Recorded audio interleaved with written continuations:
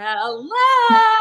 Happy Sunday, y'all, and welcome to another incredible episode of The Natural Pet Doctor. Dr. Katie Woodley here today to discuss the importance of gut health for our kitties. Dr. Woodley, thank you so much. Sorry that we're shaking. That's Friday. How did you like that? My goodness, that countdown. I was like, I think I'm going to start dancing. That was incredible. I love it. So thank you so much for joining us today. I know we've already got a bunch of people on here. It looks like 30 plus people because Sunday. Everybody is very interested in this topic. It's so important. We all know that gut health is so important for us and for our pets. And it's just not talked about enough when it comes to our kitties. So we're so grateful that you're here to talk to everyone. We already have so many comments coming in. Hey guys. Yay, hello, you guys. So for any newbies that are joining us, and I see a bunch of people jumping on, would you mind to give a little introduction about who you are and how you make this world such a better place for our kitties? Oh, I appreciate that. And once again, thanks so much for having me back. As you know, I love this. This is just my passion, and I am so grateful to be here to help people on this beautiful Sunday. So for anyone new, welcome. If you're returning, welcome back. I'm Dr. Katie Woodley, the Natural Pet Doctor, and I'm an integrative holistic veterinarian based in the Northern Colorado region. And my passion is all things holistic. I love talking about nutrition, how to start implementing real raw food diets into our cats' lives, into your pets' lives. I also love Chinese herbal medicine, do acupuncture for my patients. And a little bit of a background history about me is that I got into the holistic realm after my husband was diagnosed back in 2013 with an autoimmune disease. And we were told there's nothing else you can do other than strong immunosuppressive drugs. And I was a veterinarian at the time, and I realized I could be doing so much more for my own patients. And through my husband's journey and transitioning in my practice, it's been an amazing transition and journey to realizing how much more we can do for our pets when we look at them differently, rather than looking at symptomatic care and looking at how is everything connected. And I'm so excited and so passionate about this topic and gut health because it really is the root cause of all disease. All disease starts in the gut. Hippocrates, way back when, actually stated that. And so I'm really excited to have this conversation with you beautiful ladies and with all the amazing cat parents here today. So thank you once again for having me. Oh, I love you so much. I can contain myself. I know. I'm like, we're just always starstruck. You can just keep talking. The incredible genesis of health, right? The gut is so important. And I think a lot of us, I know that I didn't even know that that's where the immune system lived. Like a huge part of the immune system lived there. So talk a little bit about some of the symptoms that we can see to help us realize if our cat's gut is healthy or not. Yeah, so that you brought up a great point. When I'm talking about these things, I want you to think about how everything is interconnected, because we sometimes go down that allopathic path where we're looking at, like, my cat is having an ear infection, and we tend to forget that there could be a connection to gut health. And so we know 70 to 80% of the immune health is actually in the gut. So this is very important. So most of you are going to be aware of, like, okay, if we're seeing a cat vomiting, yes, vomiting in a cat is not a normal thing. That's not healthy. There's a sign that there's an imbalance. So vomiting, if they're gassy, this tends to be a common, like, dog symptom, but there are some cats that can really clear a room with their gas. Oh yeah. That's a sign that there's an imbalance there in the microbiome, which we'll touch on a little bit more. But if there's loose stool, if you're having chronic or recurring diarrhea issues, but some of the other symptoms that you may not realize, I alluded to it. So ear problems, is your cat having chronic ear infections? Are they getting skin infections? Do they have asthma? That can be actually related to the microbiome being off. Are they scooting across your bed? I actually watched, I died. Sometimes I just have to watch the reels just for a good laugh on Instagram, right? And of course, all the animal ones pop up. And there was this cat, and it was like the master cat. And it showed him, like, scooting across the bed. And I, like, laughed, but then I was like, oh man, his microbiome's off. And so it's one of those things. If you have a cat that has chronic recurring anal gland issues, that can be a sign that their gut health is off. But here's the other thing. Do you have a cat that has kidney disease? Do you have a cat that has hyperthyroidism? Do you have a cat that has autoimmune disease? Do you have a cat that has cancer? All of these, we have to go back to what's going on in the gut, because if we don't, we're missing a big part of the piece of the puzzle to getting them back to optimal health. So this conversation is for every single cat parent here, because it will always come back to what's going on in your cat's gut. And this is also something to think about when your cat needs to go in for the annual wellness. Are they getting their vaccinations? How do we support that immune system? Remember, 80% is in the gut. So some of the things we're going to talk about today are going to be, how do we support a healthy cat? Hopefully there's a lot of healthy cats here, but also how do we reestablish optimal gut health, support that microbiome, and get your cat feeling better and make them stronger. So less vet visits, less vet bills, happier cats, happier cat parents, right? That's what we're all here for. Yeah, absolutely. I love that. So then, as far as like, what are some of the steps would you say that we should take? Actually, let's start proactively. So say, many people here feel like they have healthy cats. At least we do too. What can we do to help support our cats' gut health to prevent disease from happening? Yeah, great question. Let's start with, what is the microbiome? Because you're going to hear me talk a lot about that. And some people here may not understand that term when I use it. So when I use the term microbiome, there are different microbiomes throughout the entire body. So we're going to specifically be talking about the gut microbiome, but the kidney has a microbiome. There's an oral microbiome. So dental health there's a lot of research going on with like Base Paws, an amazing company that does the genetic tests. But think about the skin has a microbiome. There's a microbiome in our brains. So each area of the body will have its own separate microbiome. But what a microbiome is, it's an accumulation. It's this group of trillions of different bacteria, viruses, protozoa, and fungi that should be all working together to optimize health and function. And so when we look at gut health, the thing is that the first thing, it is the foundation for health. I talk about it a lot. So if you've been following me and you listen to a lot of my talks, I harp on this because especially in cats, a lot of times we're getting it wrong, and that's food. Food is the foundation for health. And it's so important because this is what's feeding that microbiome. So we're either feeding that bacteria for good health, or we're feeding them and changing that population to have different strains that may not be anti-inflammatory, may be pro-inflammatory, may be setting up our pets for infections, cancer, kidney disease. And so we have to go back to the diet. And this is the easiest thing. Well, I say easiest, and I know we're talking about cats. And so it can be one of the easiest things to look at and start changing. A lot of cats, we have to do that slowly over time because they may be picky. We have our kibble addicted cats, but we have to look at cats are obligate carnivores. What that means is they have no physiological requirement for carbohydrates. So when we look at, if your cat's on a kibble diet, that is a high carb processed food. We have to get them over to at least a canned wet food diet, a freeze-dried, a raw diet, something that tends to be less processed, higher protein. When you see companies marketing kibble as a high protein kibble, it's like an oxymoron. I'm like, no, because you can't have kibble in the way they make kibble.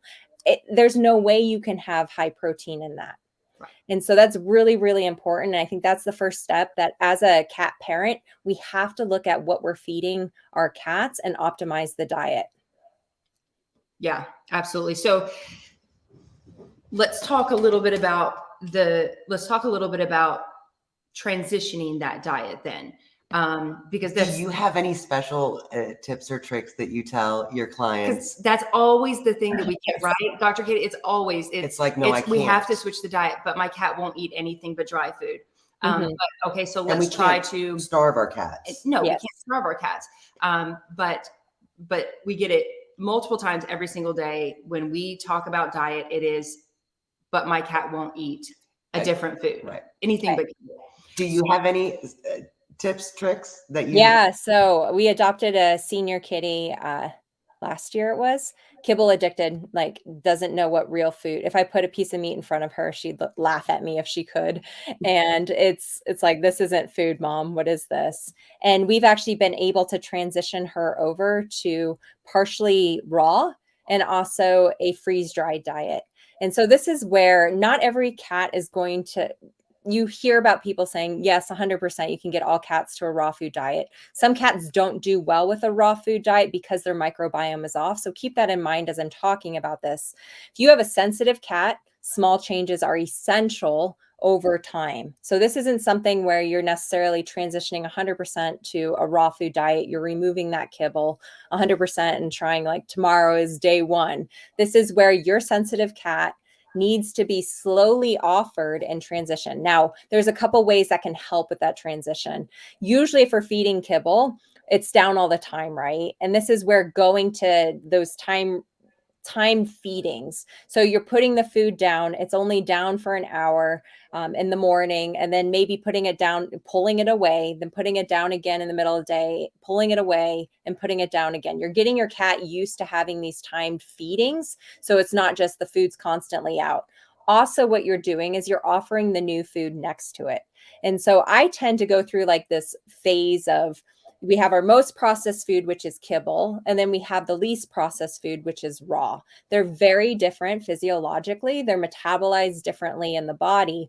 And so if we go from the kibble to canned, that's kind of like the next step in processing. So offering a bit of canned, and this is where you have to try like the different textures. Cats are really sensitive to texture. So trying, maybe shredded, pate, your chunky versions of your canned, and then getting them onto that.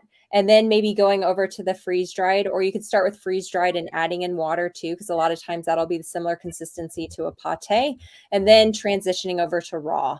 Now, this could be my own cat, months. This took months. And so that's something to be aware of. This may not be a week or 2 weeks. I usually say over 2 weeks time, try this. That tends to work a lot better for dogs, whereas cats, it's more like the long game we're in. Now, here's my magical tip for you. And this is something that I love, and I use it for both dogs and cats, but cats love this a lot of times, is your meat baby food. Stinky, smelly, and it doesn't have anything other than water and meat. And so a lot of times this worked really well for putting into the raw food to get Kiwi, my senior cat, over to that, is mixing in a little bit of like the chicken baby food into that. And she loves it. She loves the chicken baby food. Now you can't feed that long term. That's it, not balanced, right? We're going to cause health issues, but mixing in a little bit can help. The other thing that I like doing is adding in Fortiflora. I'm not a huge fan of for just like probiotics. It's only one strain. It has Animal Digest, which can be pro-inflammatory, but it tastes good. And so you could actually sprinkle a little bit of that on the new food too. So as you're hopefully transitioning, getting them to eat more of the new food, you're decreasing the amount of the kibble and you're slowly working up to removing that. Other things that work really well are like Parmesan cheese. Not ideal, like it's not a superfood, right? But the goal is to get your cat over to a more species appropriate diet over like the next few weeks, the next few months, the next year or so. And so using some of these little tips and tricks can help transition your cat over. And then we're in the like long game, right? We've got our cats on a more species appropriate diet, and we can start adding little things in. They're eating that good food, and it's better supporting that microbiome and better supporting your cat's needs long term, because it's high protein, really low carbohydrate, a little bit moderate to high fat, depending on what you're feeding. And that's what our cats need. Yeah, absolutely. One of our cats, it took us 6 months to get him to completely transition. And what we say is patience and perseverance pays. It's the 3 Ps. When it comes to this, it's doing this consistently at every meal. And that will speed up the process usually, as far as transitioning, but you have to do it. The cat parent has to be adamant and persistent with the change too. And it's so important for gut health. Follow-up question, Dr. Katie. So we're talking about the power of food proactively here, right? As far as getting our cats onto a they're healthy, they're fine. What do you say to those that are actually going through health issues like cancer, like kidney issues, like hyperthyroidism? Like, what do you recommend for the place of food for those situations? So food is medicine. And this is where I think having a cat with a disease is really stressful. Been there. I've had 2 cats with cancer, and it can be really stressful navigating that space. And each disease, so whether we're talking about like pancreatitis, whether we're talking about cancer, kidney disease is a common one, right? And what's the normal path for food for cats with kidney disease? Here's your prescription diet. That's a kibble food. That's low protein, even if your cat is a low grade of kidney disease. So briefly on that, if your cat has not received like what grade of kidney disease, you need to go back to your veterinarian and make sure they're running specific tests like SDMA. They're checking a urine sample. They're looking at like making sure we're looking at BUN, creatinine, and they're actually checking blood pressure, and they're actually grading what stage of kidney disease your cat is in, because your cat does not need to be on a low protein diet until like the last phase. This is like kidney dialysis phase. They need to be on a lower phosphorus diet. And so this is where it's essential, and it can be really overwhelming as a cat parent to know that. You shouldn't have to know that. Your veterinarian should be guiding you. But if your vet's not familiar with like whole food, real food diets, they may be against raw food diets because they're just not familiar or aware, and we're not taught it in vet school. We're told that it can harm them, even though that's not true. Work with a holistic or integrative veterinarian to guide you. So if your cat has some disease condition, do your research, ask the questions, be the advocate for your pet. Don't just take that bag of prescription food and not question it, because a lot of times, I would say 100%, when I am done doing a consultation with my cat patients, 100% of them are coming off of that dry prescription food for whatever disease that they were put on for, because I know it doesn't optimize their health. And so that's really, really important.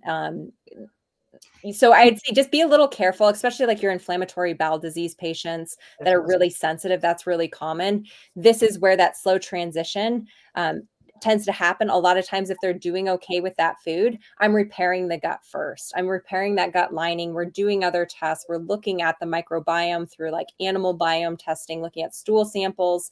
We're repairing it with anti-inflammatory supplements, supporting the gut health lining, using pre and probiotics, which we'll discuss more too. So just go slow for those patients that have, or your pets that have disease, but also partner with someone, because the process will be a lot easier and it'll also go a lot faster. And you'll also feel more confident in what you're doing and not worrying about harming them. Yeah. 2 things very quickly. I want to, since you mentioned that, the importance of partnering with an integrative veterinarian, I do want to give a shout out, and it's down here on the ticker. If you guys are looking, Dr. Katie actually offers remote sessions. So you can actually work with your current veterinarian and Dr. Katie on these things. Number 2, and I know we're going to have hopefully a few minutes for Q&A afterwards, but this is a question that we get a lot as well. And it's something that people just don't understand. And it's not really a question, it was a statement of, but dry food cleans their teeth. Could you, for just a moment, address that Yes. from your perspective as a veterinarian? Okay. I want to see in the comment section how many of you who are currently feeding dry food, and this isn't to like make you feel bad, like this is to help inform, but how many cat parents are feeding dry food right now? And how many cat parents just watch their cat like scarf the dry food? Like it's like down the hatch, like in the mouth, down the hatch. There's no crunchiness. It's like swallowed completely whole. Yeah. So that's number one. A lot of cats aren't chewing. The second thing is what is in a dry food? So when we look at kibble, when we look at processed food diets, it's high carbohydrates. High carbs are high starch, which leads to sugar, which leads to insulin resistance, which leads to inflammation in the body.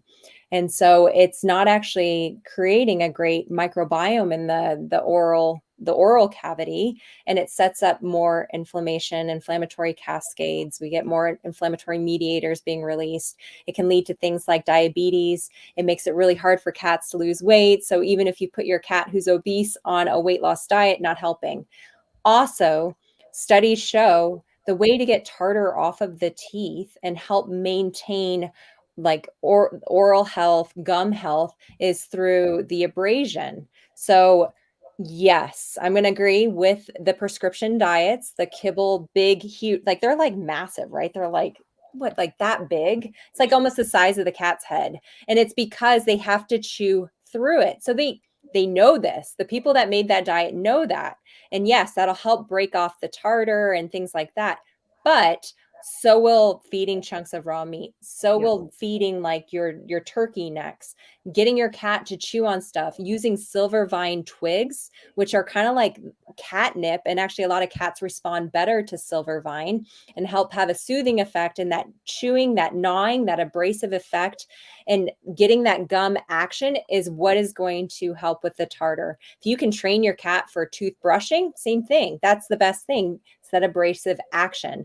So if we can get away from kibble that has all these other side effects in the body, like insulin resistance, increased inflammation, kibble's cooked and baked at a really high heat temperature that forms advanced glycation end products and heterocyclic amines. What that means, those are pro-carcinogens. That means pro-cancer.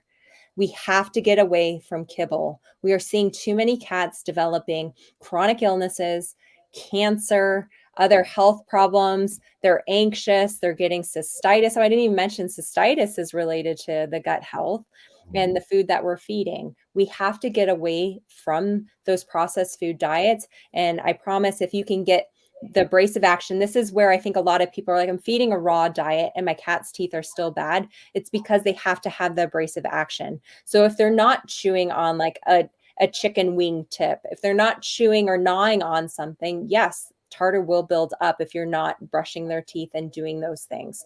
That is known. So that is definitely, I'm so glad you brought that up because kibble is not the solution to dental health. It's not. No, and we should get away from that. And well, and there's a like a bit of common sense when you talk to veterinarians and the amount of dental disease that they deal with in their feline patients now, and 90 whatever percent of cats are fed kibble. Then it's kind of like, why would they have so much dental disease if kibble actually cures dental disease, but okay. So you also touched on supplements. And I know that, there's a lot of people that are dealing with cats that have IBD, IBS, any of these, lots of different diseases. They want to support their cat's gut health. We've established that the food has to improve, right? So maybe they're starting to go through those steps and a little bit there and a little bit there, but what kind of supplementation can we use in conjunction with a good diet, or during that transition phase that can help their gut too? Yeah, great questions. So we're going to take a step back because before we start doing lots of supplements, for one, we want to make sure for cats we're supplementing with the most appropriate things, because getting 15 supplements in a cat, I don't know about you, but my cat ain't going to have that. And so for one, make sure that we're looking at the food we're feeding, and we can talk. I see questions about brands and things, and we'll go through that at the end for some brands that I recommend and things to look at on the ingredient lists and how do we know we're feeding the best diet. Two, though, we need to make sure, so that'll include like removing the things that are pro-inflammatory, but this also includes like parasites, making sure if your cat is having something like loose stool or they're very sensitive, making sure that we're testing for parasites. I remember when I worked in a traditional clinic, the amount of trichomonas that I diagnosed in these cats that were in multiple cat households. And it was like this chronic diarrhea. And it's not you have to specifically ask for that test from your veterinarian. And it's a very different way to treat it. There's different types of conventional medications. I'm not against conventional medications. There's a time and a place, but you've got to remove the parasites if there's something else going on, whether it's a protozoa, parasite, something that's creating inflammation. The other thing too is, so some of the other testing, I did touch briefly on it. There's an amazing company called Animal Biome where you can send a stool sample in and get an idea of what's going on in the gut microbiome. So this will tell you, they can actually tell right away from the report whether or not your cat is fed a kibble diet or a raw food diet, because the strains of bacteria will change. And so if we're getting a predominantly like Clostridium overgrowth, or we're getting E. coli overgrowth, and we're not getting those fusobacterium, which are anti-inflammatory and help with the gut lining and producing things like serotonin and dopamine and other neurotransmitters that are essential for optimal brain health and calming your cat down, we're going to have a problem. So that gives you a better idea. They also do fecal transplants with capsules that can work for a lot of patients. One piece of the puzzle. The other thing is too, is that we do a lot of like fur tissue testing. And so we have a lot of people look at like macros, right? Who here measures like macronutrients? So you're looking at like how much protein, how much fats, how much carbs am I eating? A lot of people do this to like lose weight. You can't forget about the micronutrients. You can't forget about the trace minerals, because so many cats are deficient in calcium, magnesium, zinc. These are essential for nerve function. Guess what's making that nerve, that gut work, is the enteric nervous system. That is the gut nervous system. And so if we're not feeding the right foods, or there's a malabsorption issue, a lot of times our cats will be off. So doing some of those tests can help identify like, oh, my cat has a fast thyroid, may not show up on a blood panel, but I know because of the way that the vitamins and the minerals are in the body, and they actually need 250 times more calcium than a normal cat. So any hyperthyroid cats, your cat needs 250 times more calcium. Really? Crazy. Yes. And so I'm not surprised, like, it's just like crazy, right? And who's doing that? You're not going to get that in a normal diet, because that would make a normal, healthy cat probably sick, right? And so these tests can help show, and then also seeing like, oh, does my cat have heavy metals? 100% of the pets we're testing have heavy metals in their body. It's usually mercury and aluminum. And where does that come from? We can all guess. We've talked about the V before, so I'm not going to say that word and be shut down. But unfortunately, we do live in a toxic environment that is playing a part in the gut health. And you'll get an idea too. I have a supplement here that helps detox the body naturally.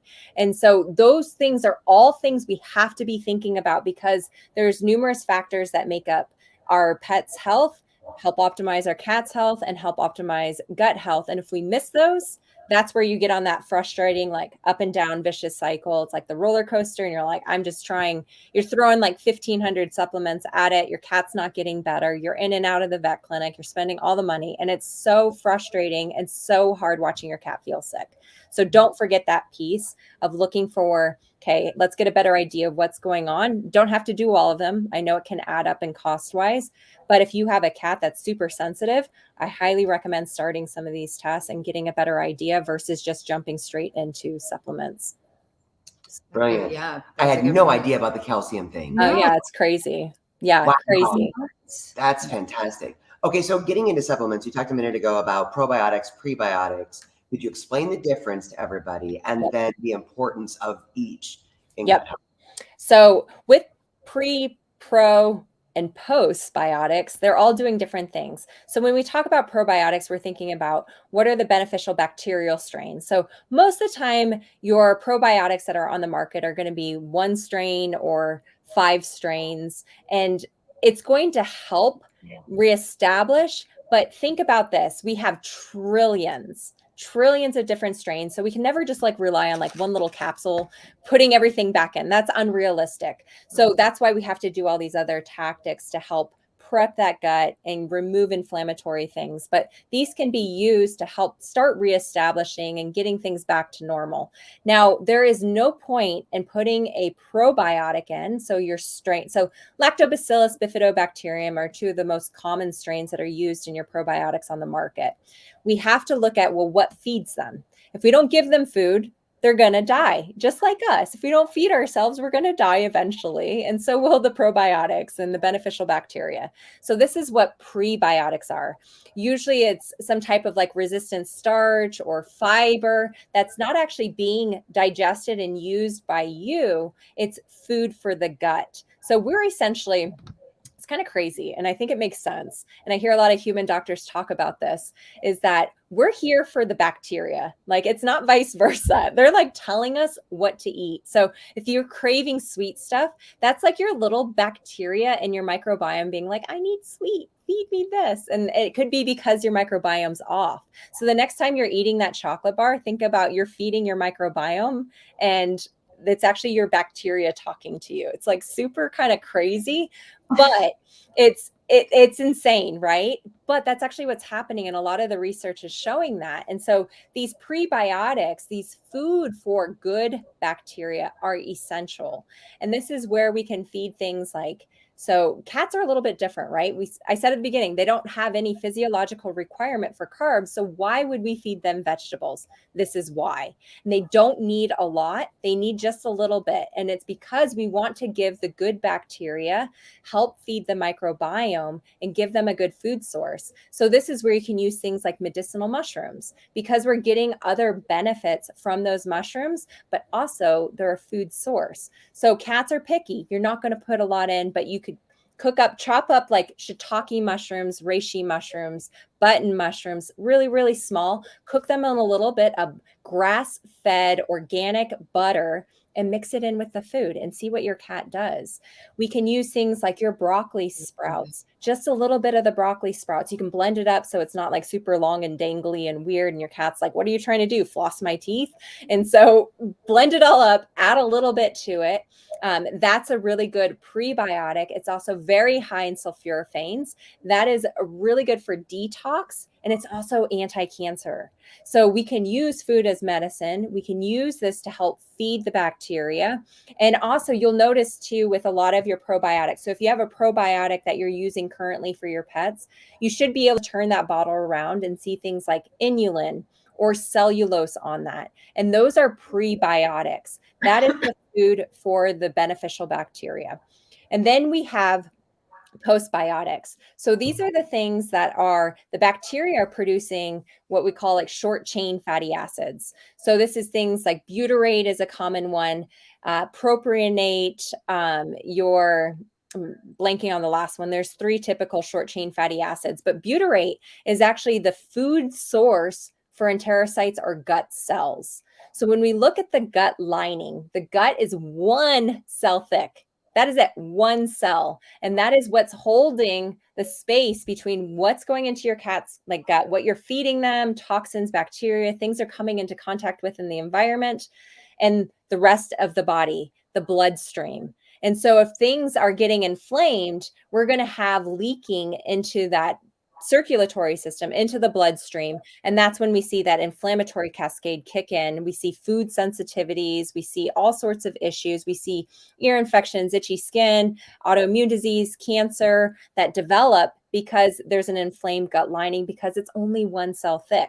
So these postbiotics, the things that the good bacteria should be making are things like your short chain fatty acids. So sometimes I'm supplementing things like butyrate if we need to feed those intestinal lining and give them the nutrients that they need, because maybe we do have what we call dysbiosis, that the bacteria is off. The good are being outnumbered by the bad bacteria, right?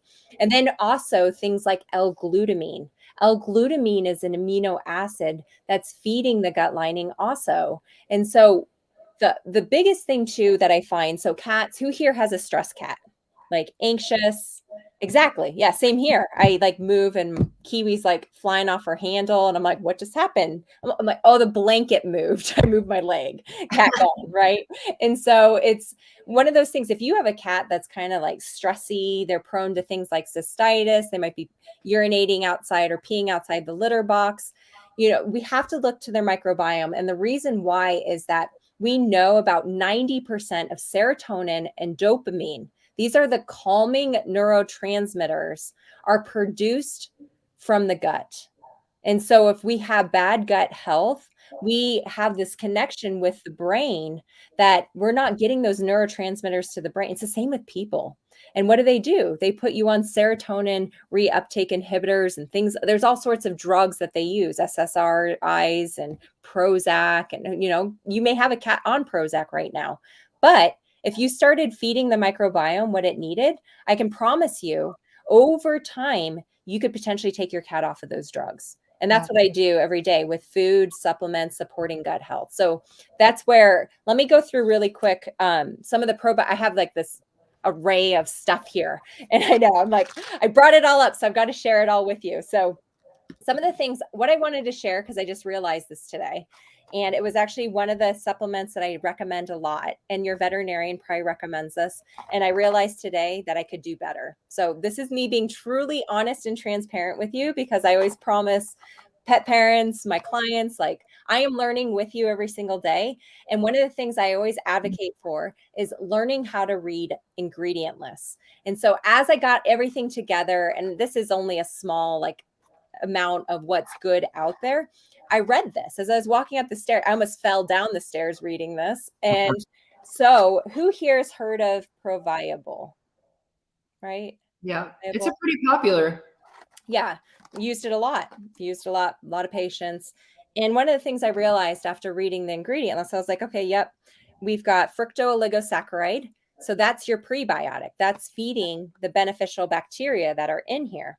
And then we have Enterococcus, Bifidobacterium, and quite a few different lactobacillus strains. So we've got good broad spectrum. There's a lot of research behind this product showing how it helps the microbiome. And then I continue to read because it's the last ingredient on the list. And I got to titanium dioxide. Titanium dioxide is banned by the FDA in any human supplements because it is a known carcinogen. Yep. Realize that today?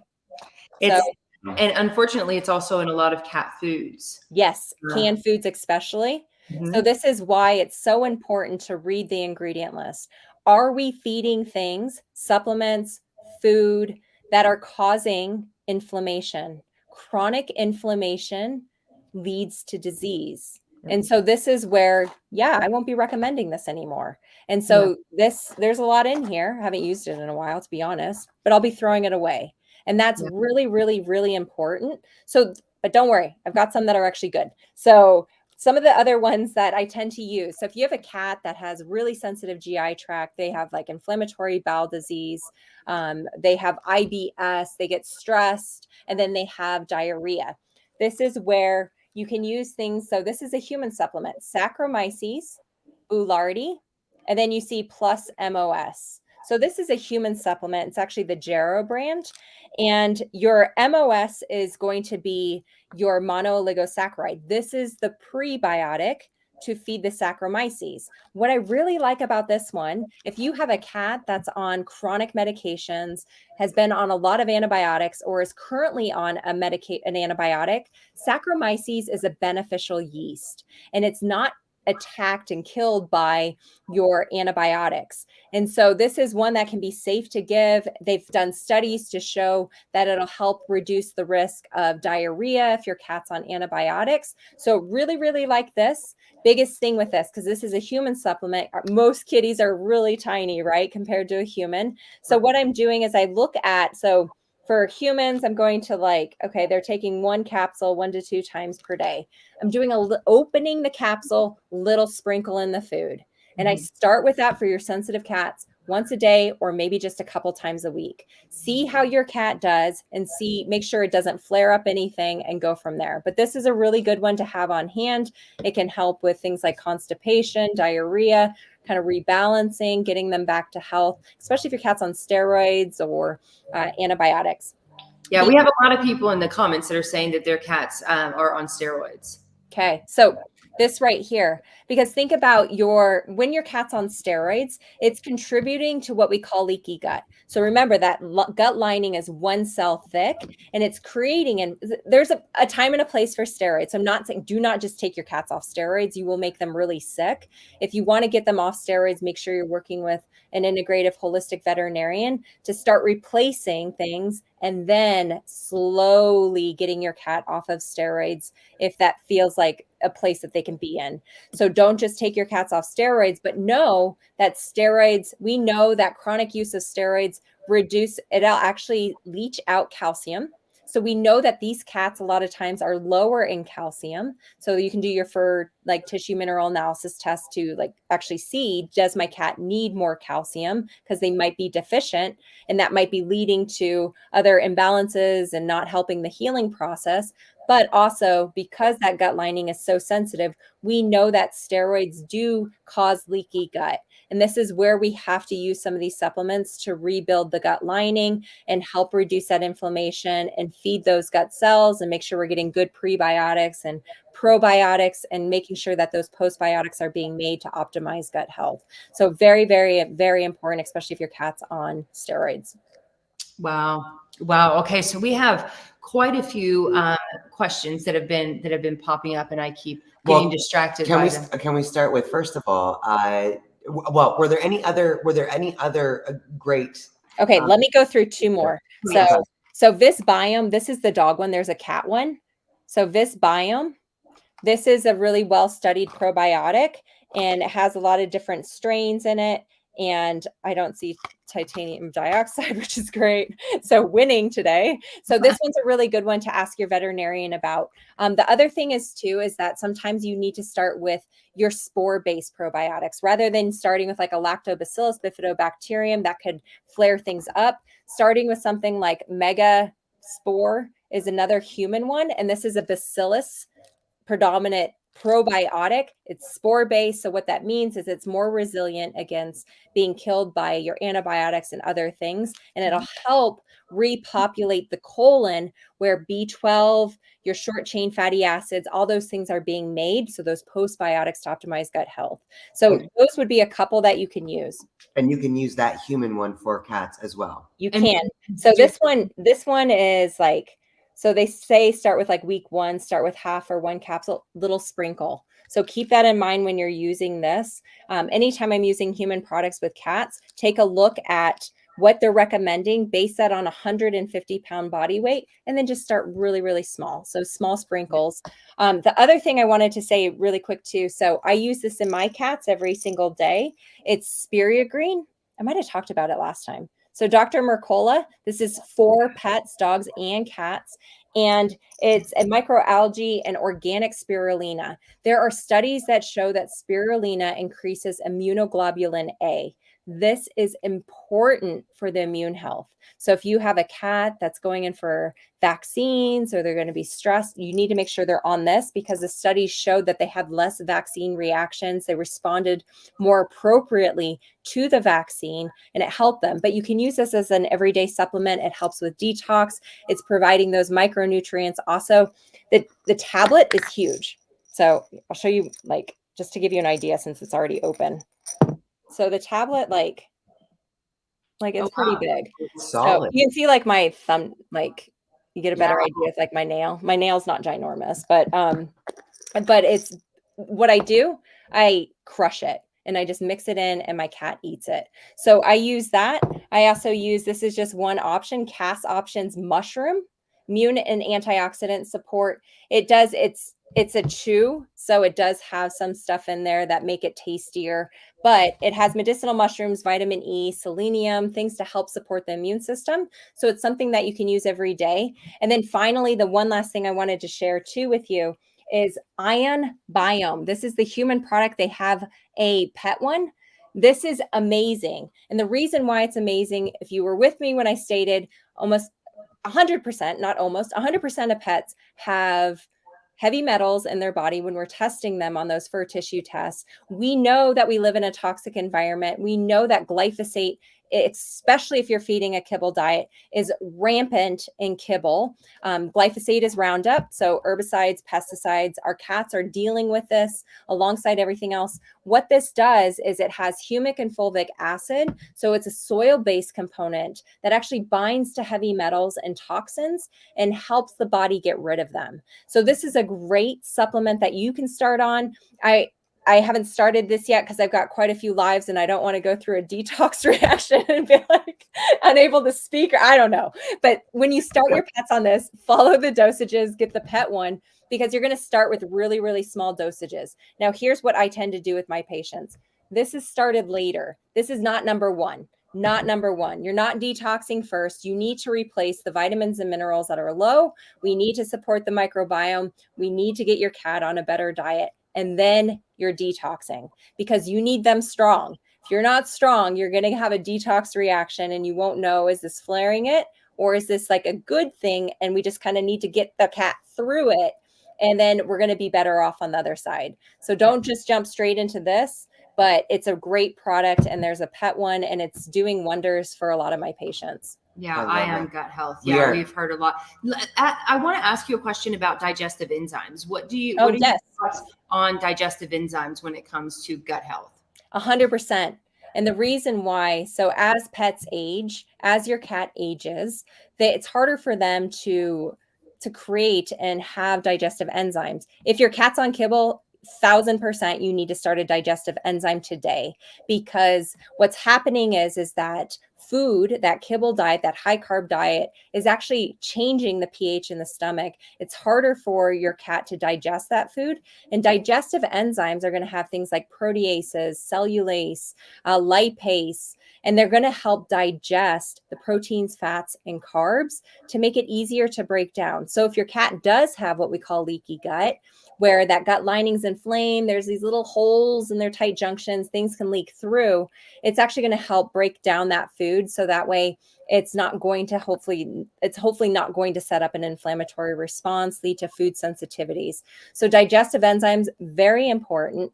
Dr. Mercola has a great brand that a lot of cats will actually take, and it's very well palatable. So you could start with a little bit. If you have a sensitive cat, remember, sensitive cats, just start small and build your way up, rather than going all in. More is not better with sensitive animals. And then make sure you're doing the testing to figure out, why is this cat sensitive? Yeah. Okay. So the next big topic, I think, and this is one of the questions from early on that you said that you would address, was the food, right? So we know that feeding a species appropriate, balanced raw diet is great. Some cats are more sensitive, but I know I saw some questions in there. I know Madison was asking too about not being able necessarily to be able to afford raw food diets. So what are some of your go-to foods that you can recommend that are going to be better than these kibbles and highly processed foods? Yeah. One of the things that I really like, that's a free resource, is balanceit.com. So if you actually like making food for cats is a lot easier than making food for a 75-pound German Shepherd. I use that example because I cooked for my Finn, and cooking for a cat is actually a lot easier, and it's smaller. You can batch cook, but balanceit.com is a formulator that you can use as a cat parent and formulate diets for like a healthy cat. And it tells you what vitamins and minerals to use. Comes with their own like synthetic vitamin mineral mix. So that's definitely an option. Dr. Mercola also has a meal recipe formulator with their own vitamins and minerals. That's another great option. Some of the other options that you can use are things, this is where looking at the ingredient list. So we talked about what are things that are creating inflammation. So we talked about titanium dioxide. This is especially important for canned foods. So turning that can around, looking at the ingredient list, making sure there's not carrageenan. Carrageenan is a known GI irritant. And I see a lot of cats with inflammatory bowel disease that are on foods that have that. And I'm like, oh, let's just remove that. That might be like the cure here, which would be great, right? And so making sure you're reading those ingredient lists. I tend to go towards who's formulating the foods. Have they been around? I also look at like the truthaboutpetfood.com. Susan Thixton, she has a list that she puts out every single year and upgrades it. A lot of the companies, if you follow me on social media, so the Natural Pet Doctor, I receive a lot of slack for like promoting things, and like people don't like, when you start going against the big companies. But here's the thing, when you start looking at who's formulating it, do they have your pet's best interest at heart? Do they have knowledge, or are they just putting a nutritionist on their team? So maybe they have like a pet nutritionist that's their salesperson. They're not actually formulating the diets. So one of the great resources that I look at, and I think every single person here should go and look at these articles, is go to petfood.org, I believe it is. And Dr. Ryan Yamka, Yamka, he's actually sharing a lot of information on what questions to ask these pet food companies, how to assess what's going on, how to know if your pet food is a good brand of pet food. And he's a great resource, and he's on top of it. He's like fighting the big companies. And so he's great. So go check him out. He's very blunt too, which I love, very straightforward. But some of the other companies that I tend to look at, so if you can't just feed a raw food diet, rotate your diets if you can. So this is more for if like you have a healthy cat that's not super sensitive, and even for those sensitive cats, try like a little bit of some of these foods if you can. Now, you know your cat best, or work with someone to help guide you, but rotating those foods in can help too, because you're getting variety, which is essential.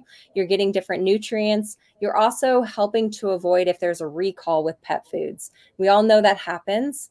And unfortunately, we kind of lose control. We lose power over it when we use pre-made foods. So the rotation can help limit the risk of that.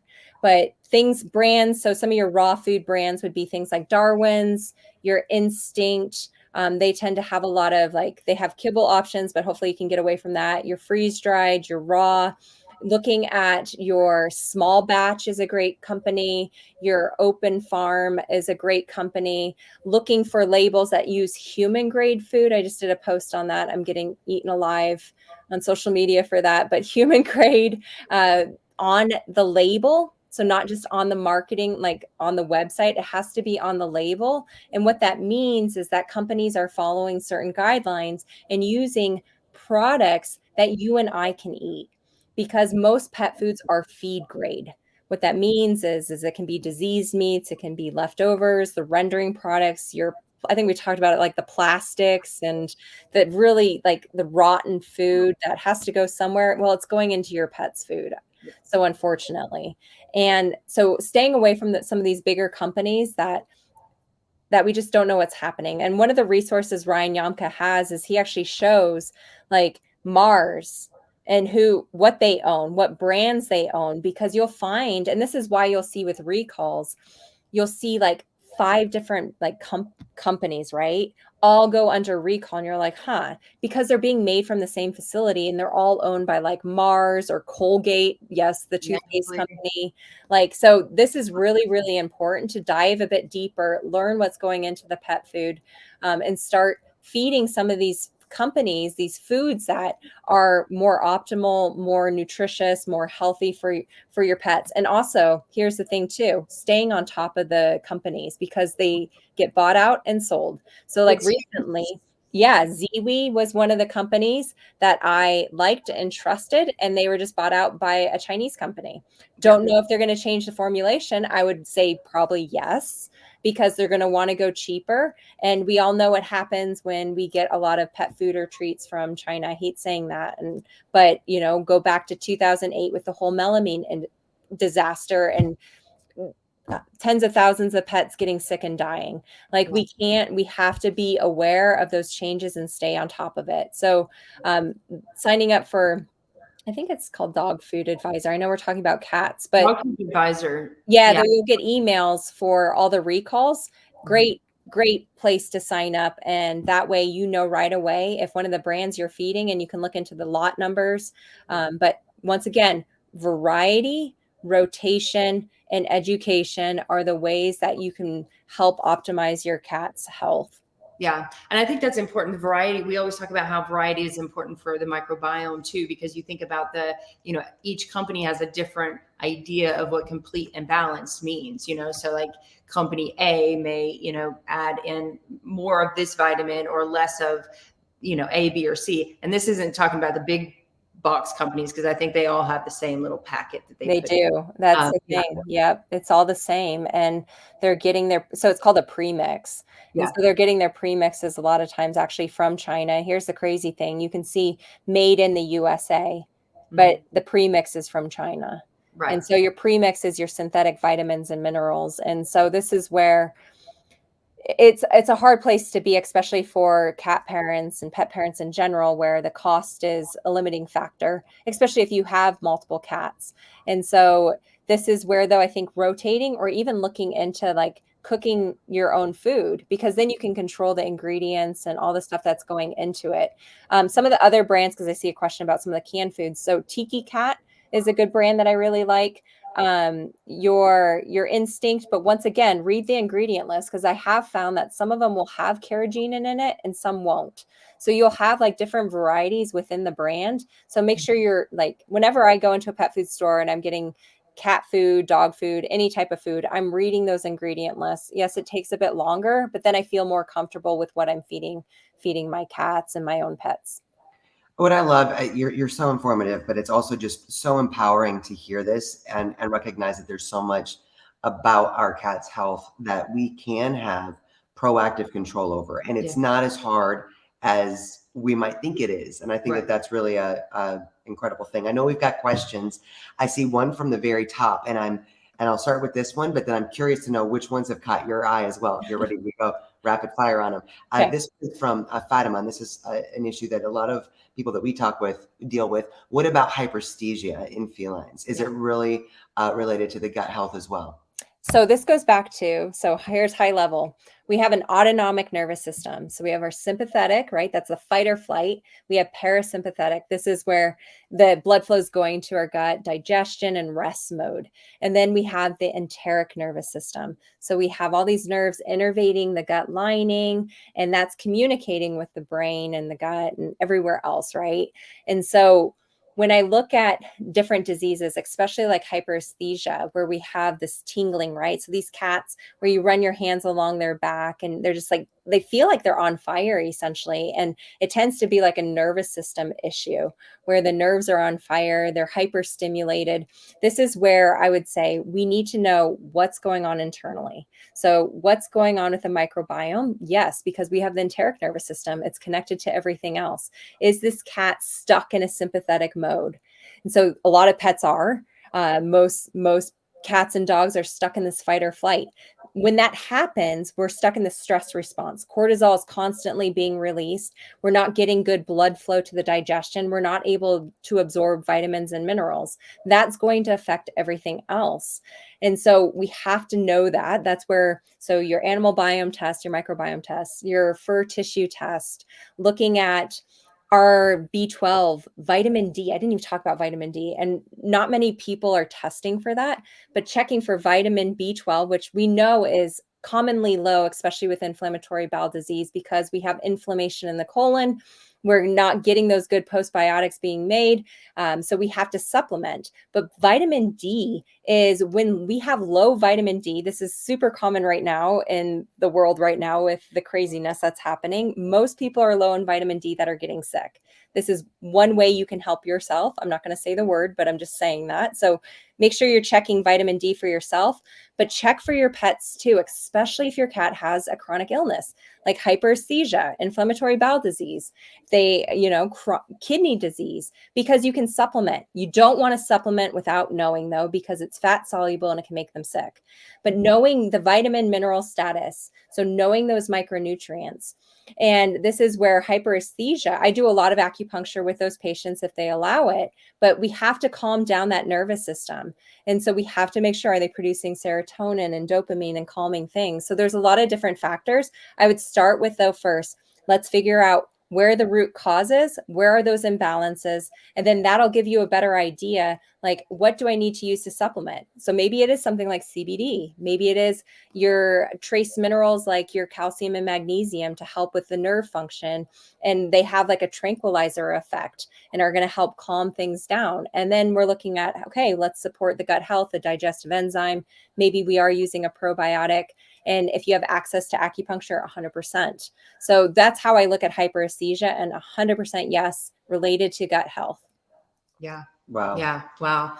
And I think that's awesome that when it comes to the way that you approach health holistically, like actually finding out what the root cause is. When you see, FHS, it is, everything online, every study calls it idiopathic. So people think, well, nobody's going to know the root cause.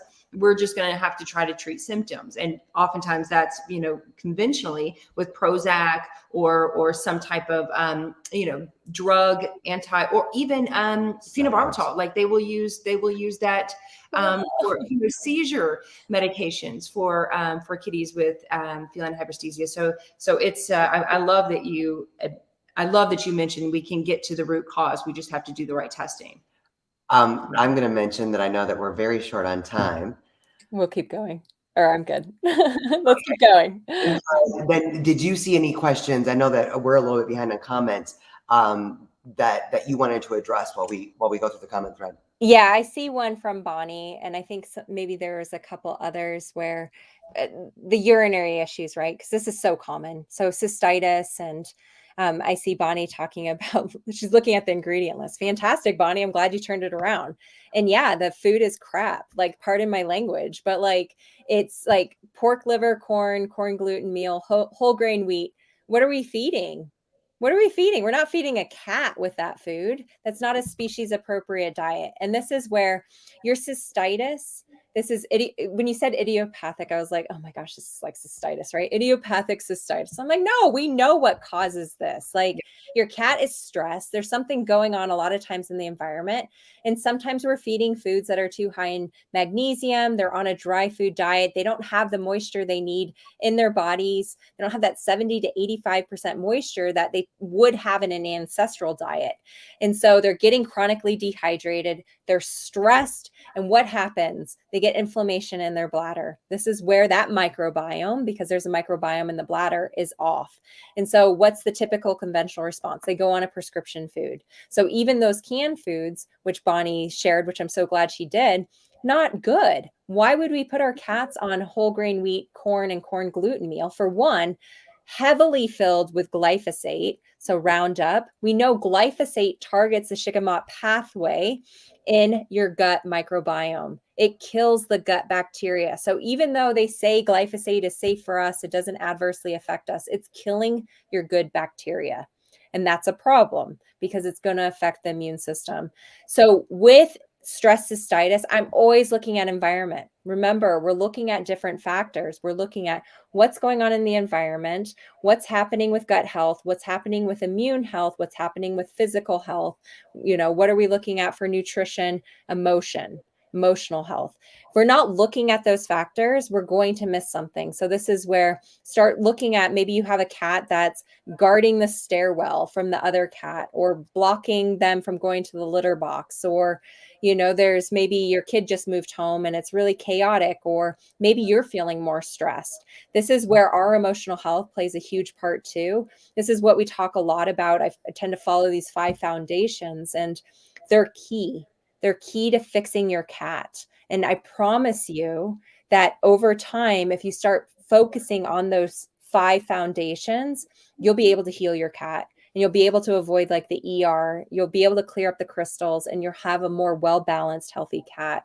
And it comes down to like looking at the food and everything we talked about. So I wanted to touch on that because yes, it's a more general response, but we have to like step back from the symptoms and start looking at, well, why, and asking better questions, and where's that root problem, and how are all the different factors in our lives playing a part into what's going on in the body. Yeah. Wow. Can you very quickly, again, for those of us that want to hear this again, re-summarize those 5 foundations? Yeah. So I'm always talking about, so one, we got to start with nutrition, which is directly affecting gut health. We have immune health. So we know 70 to 80% of the immune system's in the gut health. Immune health also means though, so remember, all these 5 foundations are interrelated. Your immune health is going to be related to what vaccines are going into your pets, what drugs are you using. So those are all going to play a part. We have emotional health. This is your health, and it's also your cat's health. And so this has been the huge thing we've been going through the past 2 years now. A lot of our emotional health went into the trash can. And unfortunately, our pets are sitting there watching it go into the trash can. And they're like, oh my gosh, my leader's losing it. I don't know what to do. I got to step up, and I don't know how to do it. So a lot of these pets also are developing IBD, they're developing IBS, they're getting stress cystitis, they're getting these like crazy emotional health issues too. And I can tell you, I would say over 50% of my patients, the clients also have the same condition that the cats have and the dogs. And so this is something where make sure you're addressing your own emotional health. We also have your environmental health, huge part. We can't remove all toxins, but we can become aware of what's in the house. What are you using to clean? What are you using for water? Are you filtering your water? Do you even know what's in your water? This is where going to like the environmentalworkinggroup.org and seeing what's in like your water from your zip code. Like I think it was 12 or 13 carcinogenic things in my water. So if I'm not filtering that or doing my best to filter out some of that, that's all going into my body, and that's all going into my cat's bodies. Yep. So that's very important. What's going on outside? And what are you putting on your lawn? What is, what's going into your pet's food? We talked about the sprays. Grain-free foods, especially kibble, are one of the highest in glyphosate because peas, legumes are sprayed at the end of the season with glyphosate. They have the highest concentration. That's to fast and harvesting. A lot of people don't realize that, and they're feeding grain-free because they think it's healthier, but there's a lot more chemicals in it. Yeah. So looking at environment, and then also looking at your physical health. Are we stimulating prey drive and creating these amazing in-home like obstacle courses like you ladies have created, and getting our cats playing and stimulating prey drive, and not just letting them sleep all day, and engaging with them and helping them? We have to look at physical health. We have to look at body condition scoring. Are our cats overweight? Obesity is not just fat sitting there. When we're overweight, those fat cells are releasing inflammatory mediators and are causing a lot of health issues. We got to keep our cats lean. We got to learn how to body condition score them, to, feel them, make sure we're feeling a little bit of the ribs. They're not getting squishy. They've got, they're not getting the really saggy, swingy belly. If your cat has that, getting them to lose weight, keeping in mind a lot of times that little belly kind of stays sometimes. So, but getting them to a lean body weight and making sure that we're engaging, playing, and stimulating them are the keys. So once again, gut health, your immune health, your environmental health, your emotional health, and your physical health. When you look at that and you look at how everything's interconnected, and you start optimizing each area, you don't have to do it all at once. It could be one thing each day or one thing a month. Focus on one thing. Start making those changes. I promise you, your cat will achieve optimal health. They'll feel better. You have less vet visits. You're less stressed. You feel more confident with their care.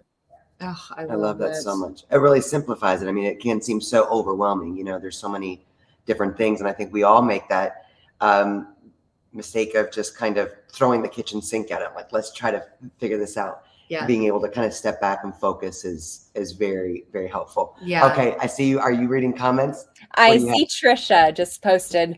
So Trisha, so where's my stand on muscle testing, animal communication, Reiki? Fantastic. It falls into the energetics, the emotional side of health. And I don't do those because I haven't been trained in them, but I'm not against them. And I love it. I love the emotional aspect. I follow a lot of Dr. Joe Dispenza on the human side, and also how our emotions, our heart coherence, how we're playing a part with our cats, with our pets, and how we can get in sync and in touch, and the whole like meditation. Like, we could go really deep on that. And if you have someone you can use for that, it's the holistic approach. It all plays a part, and your cat may respond better to energy medicine than to physical medicine. So if you have a cat who's super sensitive, give it a try. Like, I am never against trying a different modality that I don't do. That's the thing. I just may not know a lot about it. I have, a brief idea how these things work.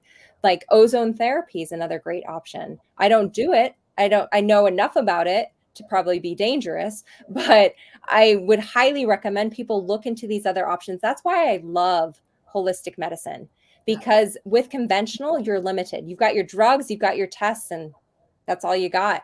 With integrating a holistic approach, you have all these different modalities, and people will say it's like woo-woo. It's not. We're tapping into that energy, that spiritual realm. We're tapping into your innate immune system. We were given everything we need to heal. Your cats, your dogs, pets, the environment, the earth. I know I'm getting like really philosophical here, but we have everything we need. And we tend to forget that. And we tend to go, well, where's the evidence-based medicine?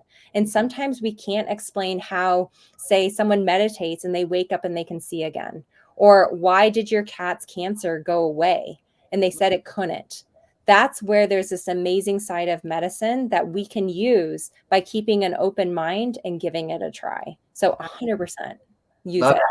We have the beautiful Pam Roussel from Perfectly Holistic here, who I know a lot of us and a lot of you here in the comments have reached out to for that muscle testing and the energy cleansing. And it is remarkable when you start adding that as a tool in your little toolbox for Cat care sure. toolbox. Yeah, we thought it was woo woo at first too. We tell Woo-woo's Pam the all word. the time. We're like, we thought it was woo woo, but we were Gotcha. like, sure. I mean, we understand it for ourselves, so why not understand it for our cats? Right.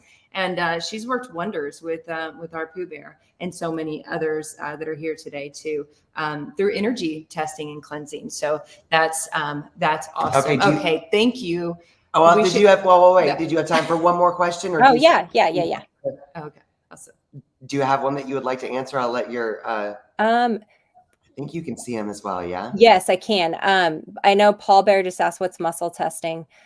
So that's I'm probably Pam's listening. She's gonna be like, oh my God. So but essentially it's the energetics where you're using someone that knows how to feel the energetics and able to tap into that energy of the pet and feel like, does this energy of this supplement of this food resonate with where this pet is at? Is it going to help? Or is the pet saying, no, that doesn't work for me? Hopefully I didn't screw that up too much. No, that was spot on. And I like this because Paul Bear is actually not in the States. And the cool thing about, this muscle testing and how Pam explained it to us is that, energy knows no time or space. It doesn't have to be like hands-on. So she does remote sessions as well with your cat. And she specializes specifically in cats. It's called perfectlyholistic.com, PURRR, perfectlyholistic.com. Pam, if you wouldn't mind to just drop your link so that anyone who'd like to find you can also find you. Yeah, so that's a great resource. I know a lot of the resources that we give for people that are not in the States don't have access to it or to them. So this is a great option as well. I want a good question for you, Dr. Katie. Are you able to work with people outside of the States? Yes, 100%. Here's the other thing. You've heard me talk a lot about like fur tissue mineral analysis tests. Not a lot of vets do them. And so we actually have clients outside the States sending us fur samples. And so the great thing is like blood degrades, right? Can't get blood samples from you outside the US usually. We don't run blood samples in my clinic anyways, but fur doesn't degrade. So you can send them to me. We get a better idea of like, okay, your pet has heavy metals. Are they deficient in calcium? Are they deficient in magnesium? Do they have too high of copper? Is there copper toxicity? There's all sorts of things that we can see based on that. How fast is the thyroid? Even if your cat's thyroid is normal on blood work, we can get an idea. Is your cat entering that they need that 250 times amount of calcium to actually be in an optimal state? So you can go to the naturalpetdoctor.com. It's under the Natural Pet Shop for the fur tissue test that also includes a nutritional analysis and also includes supplement recommendations that are all emailed back to you. So that is something we're offering for pet parents across the world. The other thing too that we're doing, that we're starting in November, that I'm really excited, I'm actually doing interviews with pet parents, is we're actually going through those 5 foundations in a 7-week live course. And we're going to have a community aspect. We're going to have a Q&A every single week, and it's for life. And so you get Q&As, you get community, you get upgrades of this program that we're creating that are going to guide you. It's going to cover cats and dogs. And so that way, from kitten and puppy all the way to senior, what are those changes? How do you formulate diets? How do you know what questions to ask at the vet clinic? How do you know what supplements to use? We're going to be creating resources for pet parents across the world. So it's not just like, here's the US supplements and tests. So I am so excited about this. So if you want, send me a message. You can send me an email at info@thenaturalpetdoctor.com. Because like I said, we're taking a set number of pet parents to like kick this off as founding members. And it's going to turn into just a beautiful worldwide community to help guide you and support you and help your pets like live their best lives for life. And that is so amazing. Where did you come up with this idea?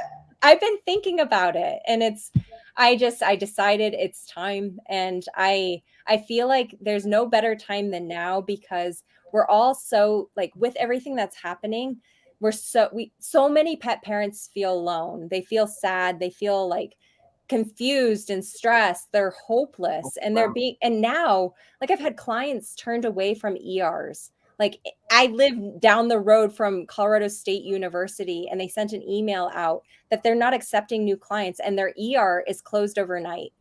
Like that's not okay. So what is the solution? Let's empower you with the tools, knowledge, and education you need to keep your pet healthy and also to help. Like, let's say your cat gets diarrhea, but they're doing okay and you're not sure. Now you have a community to tap into. You have a holistic veterinarian to ask, like, can I use slippery elm safely? Can I use these safely? How do I help my pet?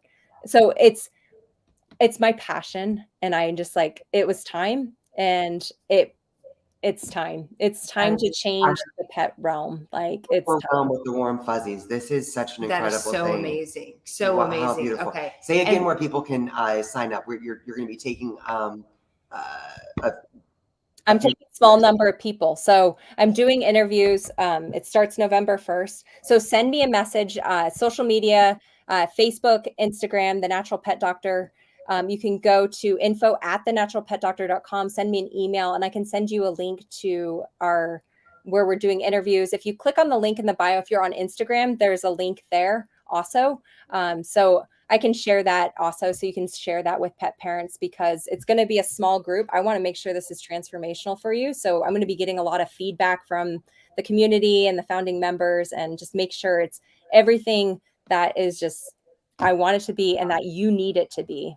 Wow, wow, that is so amazing. Oh my goodness. Thank you so much. And we are going to get the fur test.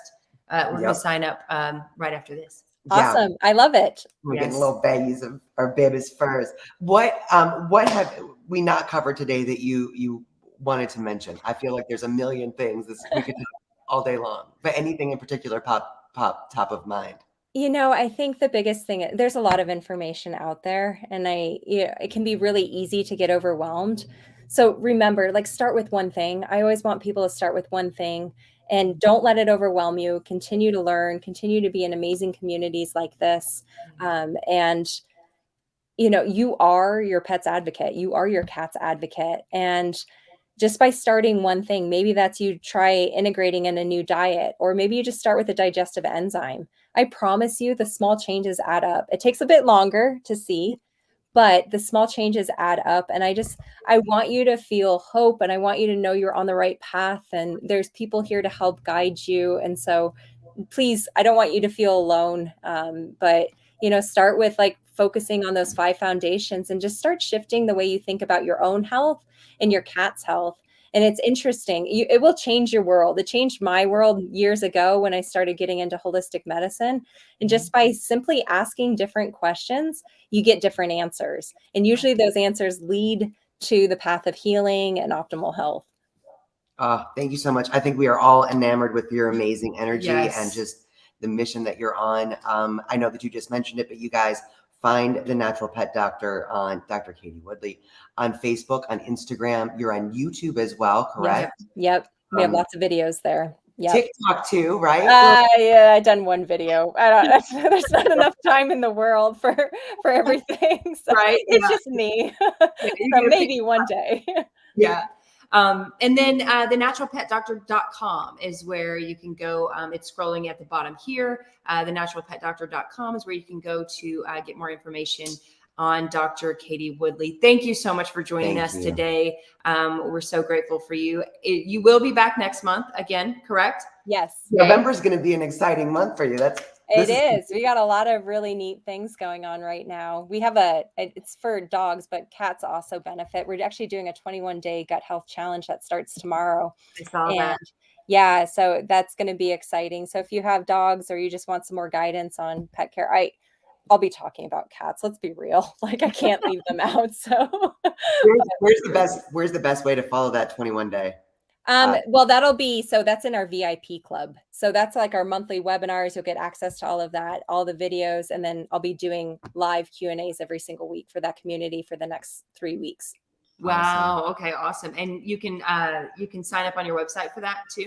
You can. Yeah. If you scroll down to the bottom, you'll see it on the homepage. So that'll be the VIP Natural Pet Parent Club. If you have any trouble accessing or finding things, because we talked a lot about different things, there's a lot of different options, just send a message and I can help guide you.